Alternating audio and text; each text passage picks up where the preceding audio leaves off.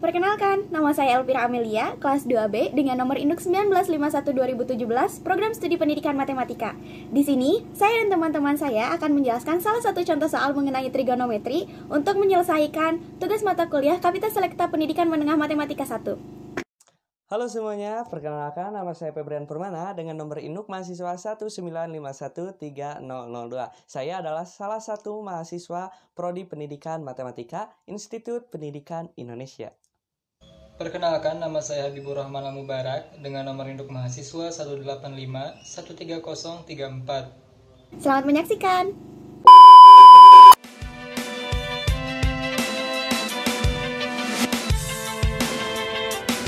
Baik, disajikan sebuah soal seperti ini. Diberikan tan alfa sama dengan negatif 8/15 dengan sin alfa lebih dari 0. Maka tentukan A. Cos alfa, B. Sekan alfa, C. Sin alfa dikali cos alfa, D. Kosekan alfa dibagi kotangan alfa. Untuk menyelesaikan ini atau menyelesaikan soal ini, kita terlebih dahulu lihat apa saja yang diketahui dalam soal ini agar mempermudah kita untuk mencari cos alfa dan teman-teman lainnya. Yang kita ketahui dari soal ini adalah yang pertama, tan alfa sama dengan negatif 8/15. Lalu sin alfa lebih dari 0. Sin alfa lebih dari 0 artinya positif kan? Sin alfanya bernilai positif. Sekarang tan alfa sama dengan negatif 8/15 bernilai negatif. Kita ketahui bahwa dalam trigonometri ada kuadran. Ini kuadran 1, kuadran 2, kuadran 3, dan kuadran 4. Di kuadran 1, nilai yang positifnya itu adalah semuanya. Sin positif, cos positif, tan juga positif. Sedangkan di kuadran 2, yang positifnya itu sin saja. Cos dan tannya bernilai negatif. Sedangkan di kuadran 3, yang bernilai positifnya itu adalah tan.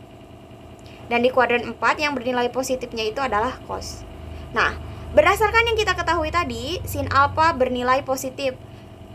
Berarti sin alfa kemungkinan akan berada di kuadran 1 dan kuadran 2 karena bernilai positif ya, sinnya.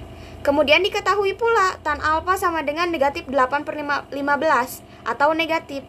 Nah, di kuadran 1 tan alfa kan pasti positif karena semuanya positif. Di kuadran 2 tan alfa pasti negatif soalnya kan sin saja yang positif atau sinus saja. Nah, setelah diketahui, kita dapat mengaplikasikannya secara langsung pada diagram kartesiusnya atau grafiknya. Di mana negatif kita ketahui juga ya, yang sin, cos, tan. Nah, yang sin itu demi atau depan miring. Kemudian yang cos itu samping dan miring. Kemudian yang tannya itu kan depan dan samping atau desa. Nah, setelah kita ketahui ini, ketika dirubah ke dalam bentuk diagram kartesiusnya, kita lihat sin alfa bernilai positif berarti di kuadran 2 di sebelah sini. Tan alfanya sama dengan negatif 8/15 di mana tan adalah depan samping. Sekarang kan alfa yang kita ketahui itu di sini nih. Ya. Ya, alfa yang kita mau ketahui itu ini. Ya, ini kan nilainya negatif 8/15. Sekarang depan dari alfa ini itu mana? Berarti ini kan? Nah, garis ini. Ya, yang ini itu. Garis ini. Berapa? Negatif per 8 kan? Depannya itu negatif 8. Sampingnya itu ini 15. Ya. Nah, otomatis untuk mencari sisi miring yang ini agar nantinya kita dapat mencari teman-temannya kayak cos, sekan itu, kita dapat mencari garis P ini ya. Garis P ini kita kasih nama P. P ini dengan rumus Pitagoras di mana P sama dengan akar negatif 8 kuadrat ditambah 15 kuadrat. Soalnya kan ini untuk mencari sisi miringnya. Kalau untuk mencari sisi miring otomatis tinggal dijumlahkan saja. Sisi ini dan ini. Tapi kalau misalkan kita mau mencari sisi ini, berarti sisi miring dikurang ini. Ya, berarti udah mengerti ya, soalnya udah pernah belajar mengenai Pitagoras. Negatif 8 dikuadratkan adalah 64. 15 dikuadratkan adalah 225. 64 ditambah 225 adalah 289. Akar dari 289 adalah 17. Sehingga ketahui bahwa sisi miring ini atau garis P ini adalah 17. Nah, kalau sudah diketahui seperti ini, akan lebih mudah kita dalam mencari nilai cos alfa, sekan alfa, dan lain-lainnya. Nah, A sama dengan cos alfa. Kita tahu kan kalau cos alfa itu samping dan miring. Cos alfa itu samping dan miring. Sampingnya itu yang mana? Yang ini kan? 15. Ya, yang 15. Kemudian miringnya yang mana? Yang ini, 17. Tapi kita jangan lupakan juga, karena ini di kuadran 2, nilai cos pasti negatif. Otomatis A cos alfa sama dengan negatif cos alfa sama dengan negatif samping miring, samping 15 per 17. 15. Dapat dipengerti ya?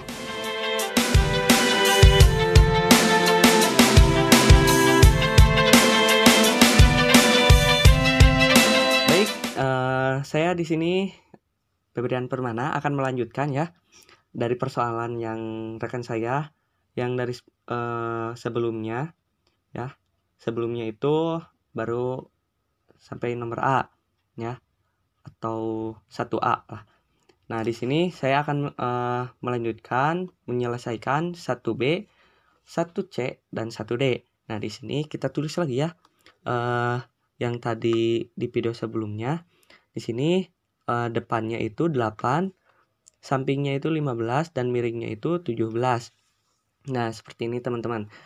Langsung saja, ini yang B itu soalnya itu sekan alfa. Nah, sekan alfa itu kita coba selesaikan ya teman-teman. Sekan itu 1 per cos. 1 per cos alfa. Ingat teman-teman, 1 per cos alfa itu sama dengan samping per miring. Samping per miring. Jadi 1 per samping per miring. Samping per miring adalah ini kan alfa ya. Alfa ini patokannya. Kalau misalkan di patokan ini berlawanan dengan ini kan searah ya. Ini itu adalah depannya. Kalau ini adalah sampingnya ya. Ini adalah miringnya. Jadi 15 per 17. Nah, seperti itu. Ini bisa ubah ya. Jadi 17 per 15. Nah, karena cos itu atau sekan alfa itu ada di kuadran kedua ya. Yang ini di video sebelumnya itu di kuadran kedua ya. Jadi kuadran kedua itu yang positifnya itu hanya sin alfa saja. Jadi yang lainnya itu negatif. Jadi di sini jadi min 17 per 15. Nah, seperti itu teman-teman. Nah, untuk selanjutnya yang 1C ya. Ini nomor 1 lah. Di sini ya. Nomor 1, ini yang B-nya, ini C karena kita melanjutkan. Nah, terus di sini yang C itu sin alfa ya dikali cos alfa. Nah, di sini sin itu kita ingat-ingat lagi. Sin itu demi atau depan per miring. Ya, depan per miring itu depannya. Ini depan. Nah, 8. Berarti 8 per miring. Miringnya itu 17. Ya, ini miring. Nah, 17 dikali cosnya itu ini ya, tadi udah ada. Nah, 15 per 17 karena ada di kuadran kedua ya, jadi negatif. Berarti negatif 15 per 17. Seperti itu teman-teman. Langsung saja kita jumlahkan ya. Jadi 8 kali negatif 15 yaitu negatif 120 per 17 kali 17 yaitu 289. Nah, seperti itu teman-teman. Jadi udah ketemu nih sekan alfa terus sin alfa dikali cos alfa. Nah, Sesudah itu yang D itu kosekan alfa ya. Kosekan alfa per kotangan. Nah, di sini pakai sama dengan ya. Ini itu sama saja dengan kosekan C ya, maaf. Sudah terbiasa ini. Kosekan alfa dibagi kotangan alfa. Nah, seperti ini. Langsung saja karena kotangan itu, ingat-ingat lagi teman-teman, kosekan alfa itu kebalikan dari sin. Jadi 1 per sin alfa. Karena di sininya alfa dibagi kotan itu kebalikan dari tan. Nah, jadi di sini tan alfa. Nah, seperti ini teman-teman. Karena di sini kan kebalikan. Pertama ini kebalikan dari tan alfa ya. Tan alfa itu kan kita tulis ya, sin alfa dibagi 1 per tan itu berapa, yaitu tan alfa itu sama dengan sin alfa per cos alfa. Nah, seperti itu. Kita bisa sederhanakan lagi yang ini ya. 1 per sin alfa dibagi cos alfa per sin alfa. Nah, karena di sini bagi ya, kita bisa merubahnya atau diubah ini jadi kali ya, diganti, tetapi dengan syarat ini akan berbalik gitu, kayak yang ini. Misalkan A per B dibagi C per D, itu sama saja dengan A per B dikali D per C. Nah, seperti itu teman-teman. Seperti ini ya. Berarti ini juga sama.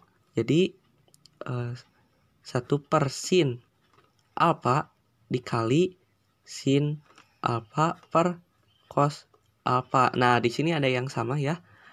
Ini sin alfa, sin alfa. Nah, kita bisa mencoretnya ya. Jadi di sini 1 per cos. Nah, 1 per cos sisanya. Jadi 1 per cos alfa. 1 per cos alfa ya. Ingat lagi yang tadi yang B, yang ini 1 per cos alfa. 1 per cos alfa itu yaitu sekan alfa. Nah, berarti ini sama saja dengan sekan alfa. Nah, sekan alfa itu berapa? Ini ya, karena di kuadran kedua.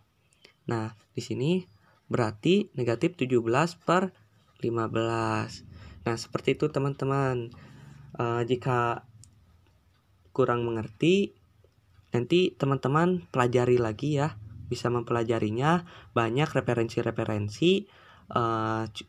Ini cuma penyelesaian yang saya berikan, semoga bermanfaat ya. Mungkin sekian dari saya, dilanjut oleh moderator ya. Terima kasih.